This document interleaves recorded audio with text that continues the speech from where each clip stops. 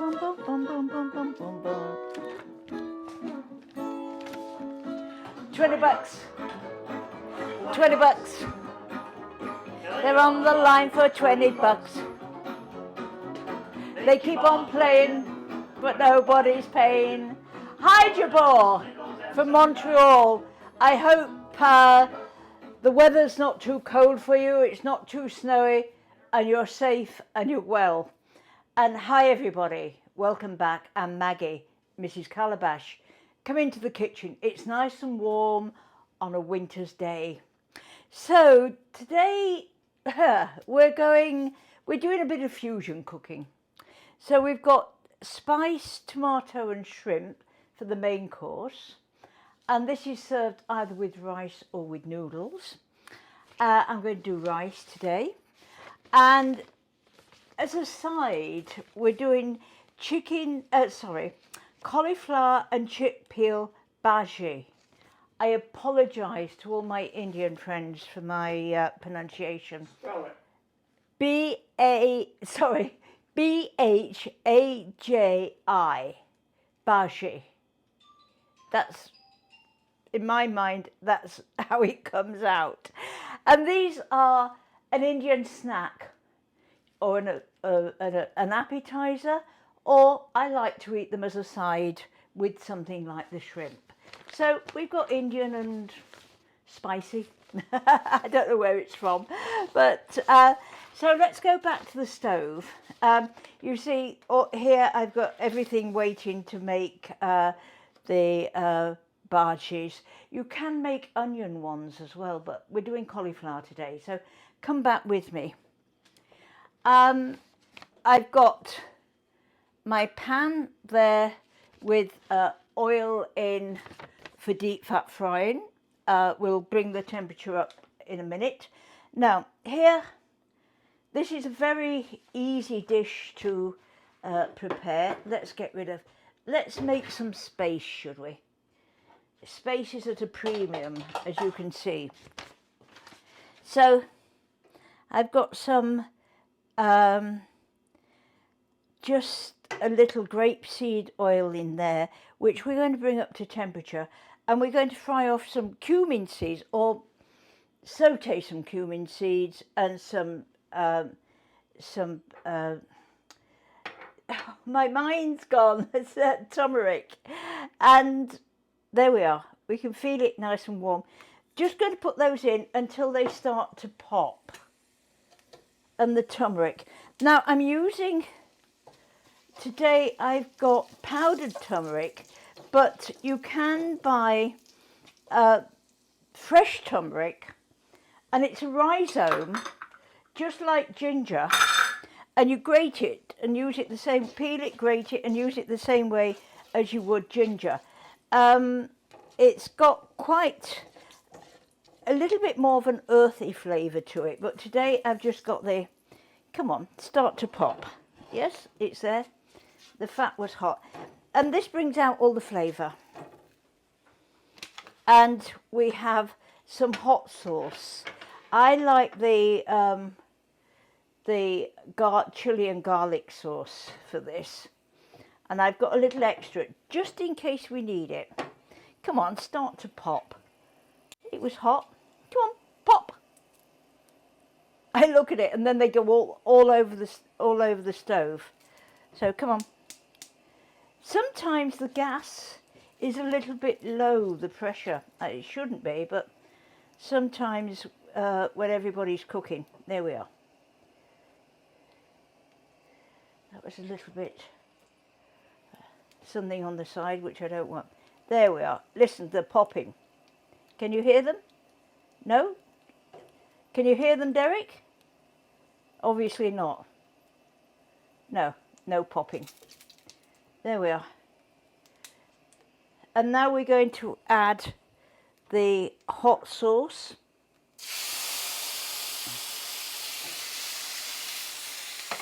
And the tomatoes. These are little tomatoes. Whoa, that was hot, as you can see. I'm going to turn it down a bit. Little grape tomatoes, and I was lucky. I found a little container with different coloured tomatoes in. And so that's nice because it adds a little bit of different colour. And a different flavour, because all the tomatoes have a different flavour. There we are. Let's just cook those like that. And shrimp. I'd only got really large shrimp in, so I defrosted and then took the shells off and cut them in half. Now I'm cooking rice on there to go with it, so to add a bit more flavour to the rice, I cooked the shrimp shells in some water for about 15 to 20 minutes. Not a lot of water because I wanted the flavour, and I've put that in with the rice so that we get the flavour of the shrimp in with the rice, and added some more water to it. What's that wonderful smell? That wonderful smell is turmeric and cumin seed. Excuse me, and it's getting to me. But it does smell fantastic. So we just want to make sure that the shrimp are cooked and start to curl. They don't take long. Now on the recipe I've said remove the shrimp and keep warm.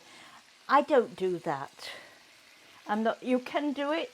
I like to keep the shrimp in there, add everything else, and then all the flavours mingle. So I've got a little coconut milk here. I've kept some coconut milk out just in case I need a little more. There we are. Now, I'm a little bit fussy when it comes to coconut milk. When on some of the milks, it has gum in, and that is for thickening. I like to find a coconut milk without any gum, without any thickening, so it's just coconut milk and water. And, oh, now that is all, excuse me, there is to the shrimp. Now we're going to taste that because there's no seasoning in there. I'm going to add a little bit of Mrs. Calabash seasoning. So that's 3 salt to 1 pepper. And I always keep it on the side there. And we'll see if we have to add, whoops, any more of the hot sauce. It's got to Derek.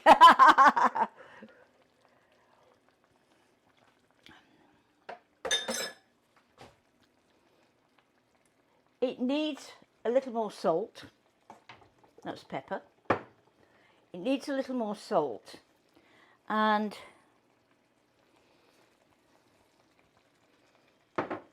I'm not quite sure.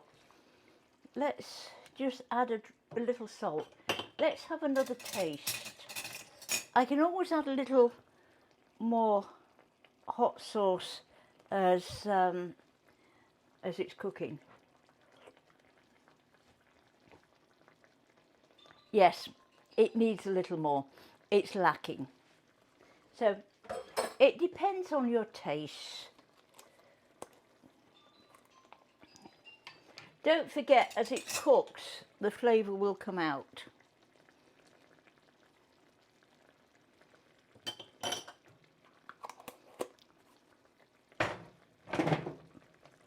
Let's put that up there.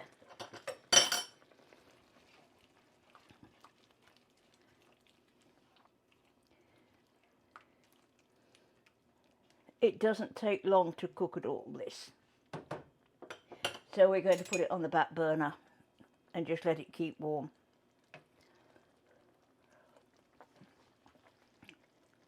Oh, that's better. Yes. Doesn't need to be too hot. No. And it should have some basil to go with it. And if really Thai basil, but I couldn't get any basil. I could not get any fresh basil this week. So we're going to move this over there.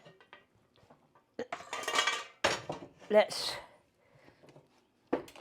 just put it on, come on, light. I'm going to put it on low. I'm going to put its lid on and just let all the flavours mingle. It's just on very, very low, so that's fine. And maybe we can get rid of a bit of the spice. I love spice, as you know, but sometimes it makes me cough. Here's my deep fat fryer with oil in. Now, it's nowhere near hot for deep fat frying. So let's just put it on low. I've got a thermometer in and we need to get it up to about 370 for deep fat frying. Another way of doing it is if you've got a day-old piece of bread, cut a cube, put it in, and it takes about 30 seconds or so just to come brown, and that's when you've reached temperature. So let's go back to the table and let's talk about the mixture of the cauliflower. So come back with me. This is chickpea flour. And actually I've got baking powder in this because I need this.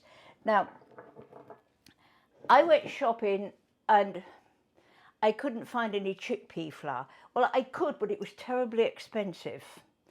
So what you can do is what I do, because I use chickpeas for cooking, you know, in casseroles and soups. And so I just ground down some chickpeas to make flour.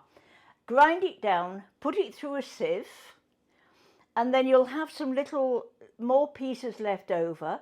Put those back in again and grind down and then re-sieve. And that is all chickpea flour is. You can make quinoa flour the same way. Now, I was in Ottawa the other day and went into a supermarket and they'd got quite a large bag about that big of chickpea flour for about $4. So it just depends where you are.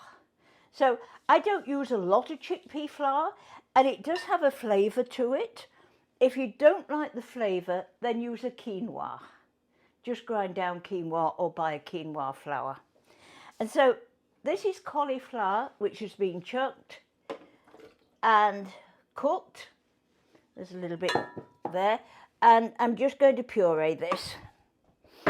So bear with me with the noise.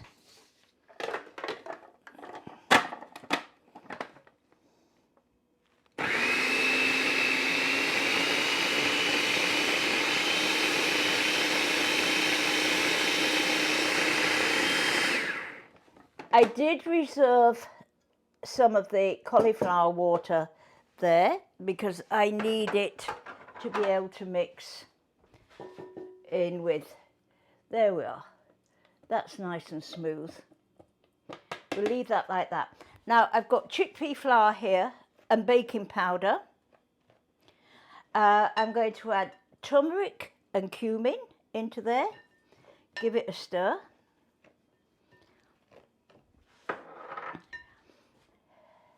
Chopped cilantro. I wrote the recipe and I was just reading it and I realised that I'll have to alter it for you. I've put coriander. In England and in Europe, it's just called coriander. Coriander seeds, coriander leaves. Whereas here in North America, coriander are the leaves. No, cilantro's the leaves and coriander's the seeds. Same plant, so I don't know what the difference is. Sliced green onion. Can you move that jug? Thank you. Anything, sir, to oblige. And these are chilies. Some fresh chili, sliced very, very thinly. Now, I find the easiest way to get them thin like that is to cut them open, take the seeds out, and then get a pair of scissors and very, very carefully slice like that. Now, you can leave these out at this stage if you don't like the chili in there. So I'm going to add some egg to that, and we're going to mix it up again. Whoa.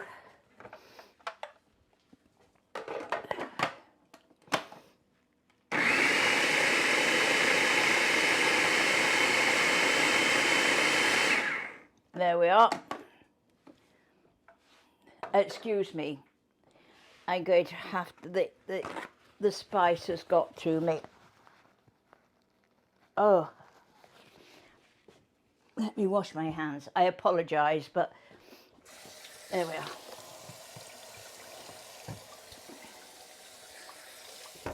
There we are. The kitchen isn't very well ventilated. So now we're going to add this nice, look how nice and smooth the puree is. So we're going to add this to this, like this. We don't want to waste any.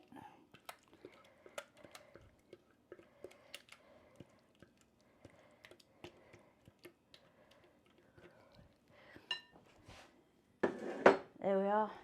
Just mix this up together like this. And this is where we're going to use the reserved water, because we want to make a thick batter out of it. Let's make sure everything's in there together. A drop of water. And then you're getting all the goodness. You're not wasting any of the goodness from the cauliflower. I used, because the fresh cauliflowers were a little bit expensive, I used frozen for this today. And it's nice because you can keep frozen cauliflower in the freezer and just make this up any time. We need to make it a little, I don't want to make it too sloppy, but a nice thick batter. And this should make about 8, depending how big you want them. But apparently, this is a street food in India.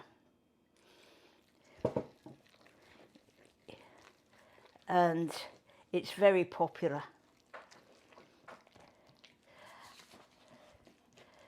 I think I'll just put a little seasoning in with that. A drop more water.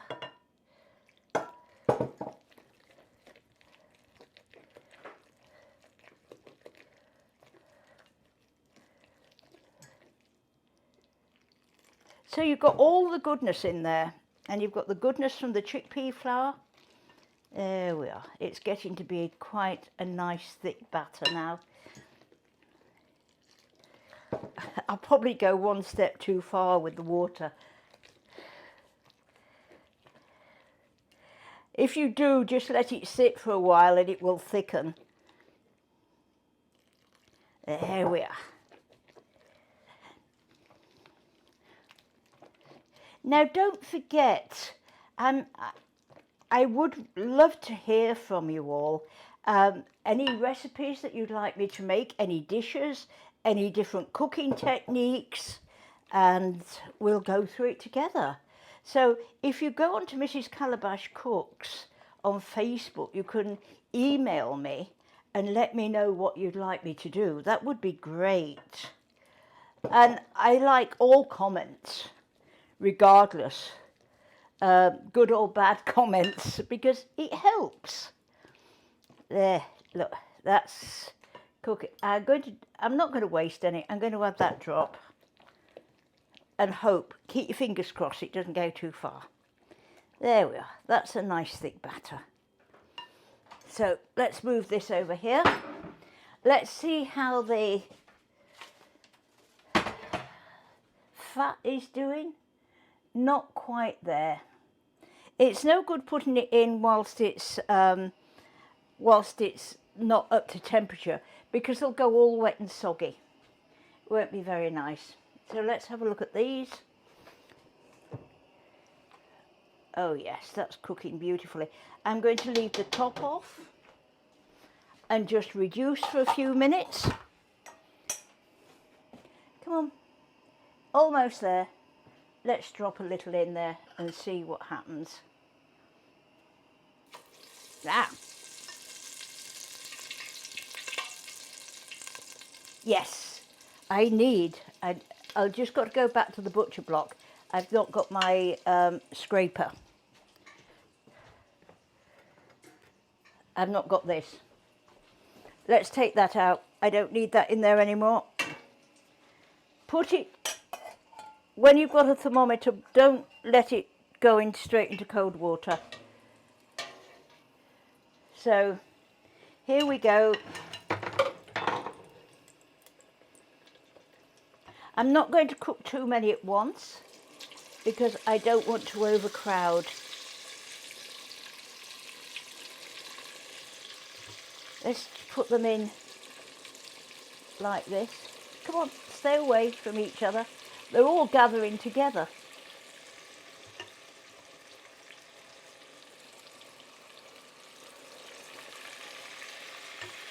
It's very hard to see actually what's happening in there.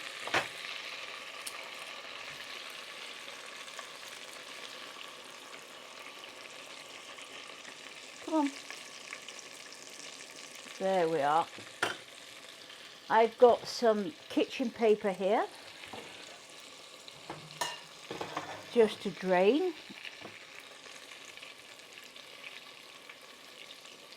Let's just turn it over gently. Woohoo! So we want them to be nice and crispy. The golden on the outside.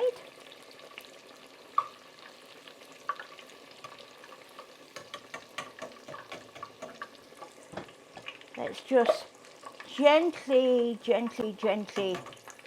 put them in to drain.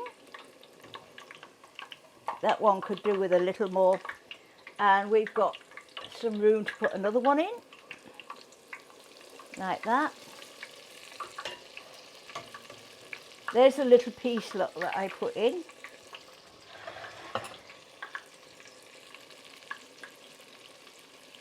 There we are. Another. And just one more, and then I'll finish them off after we finish. You don't want to see me cooking too many. That one's nicely cooked, look. And these are beautiful eaten with the shrimp. But it is a fusion. I got really excited. I was assisting when I first came to Canada before I became a cooking school coordinator. I used to assist chefs. And I was working in Kingston with this chef. And it was fusion cooking. And I thought, wow, I wonder what that is. I was so excited. And then I found out it's mixing two different cultures together with the cooking. And that was fusion cooking. And in those days, it was very popular.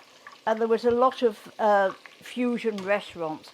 And all it is like this, you know, you've got food from two different cultures and you put them together. Oh, that one's disintegrated a little bit on me. The fat that's what happens when your oil gets cold. They disintegrate on you. So make sure you can keep the fat hot and don't overfill your fat pan. I like to cook, as you can see, something with deep sides. So if the fat gets really hot and you put something in and it bubbles up, it's not going to bubble over. I have this fear of fire. Apparently, when I was younger, well, very young, I was born towards the end of the war, and in Norwich, and it was very, very badly bombed. And apparently I was in an air raid and the house caught fire. And so I've had this fear of fire ever since. And so I'm very, very careful. We'll just, they're just cooking. We'll just leave those for a minute or two. I'm going back.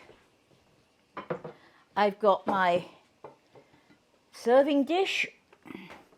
Let's put the rice on. I've just done a plain rice, nothing fancy.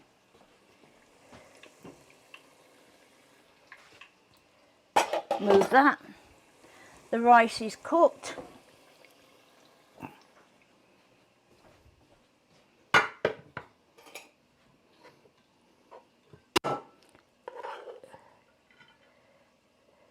So just fluff it up as you pull it out.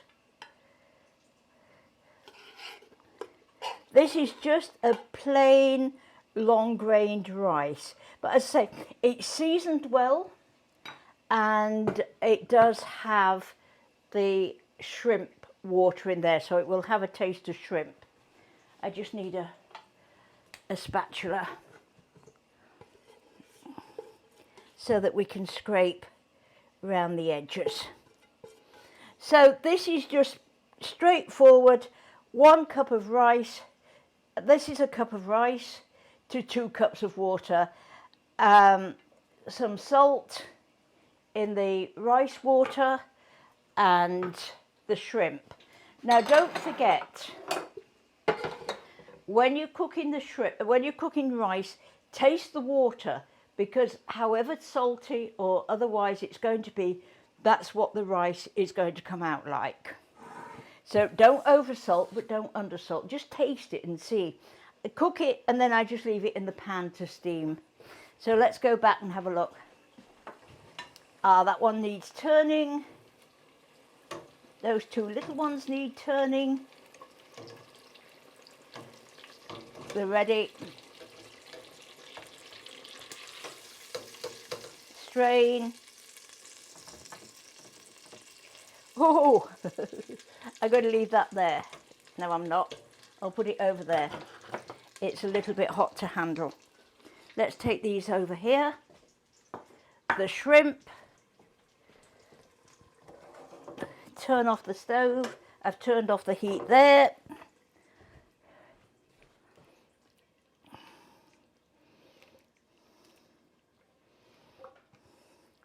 Let's just scrape out all the liquid like that. Beautiful. Now it would be nice to have some basil on it, but we can't. So we're out. 20 bucks. 20 bucks. On the line for 20 bucks. So there you are, everybody. A meal fit for a king. And some dines. Doom, ba-dum, boom, boom, boom. 20 bucks. 20 bucks. Freaking me for 20 bucks. And then pay the rent on the money that we spent.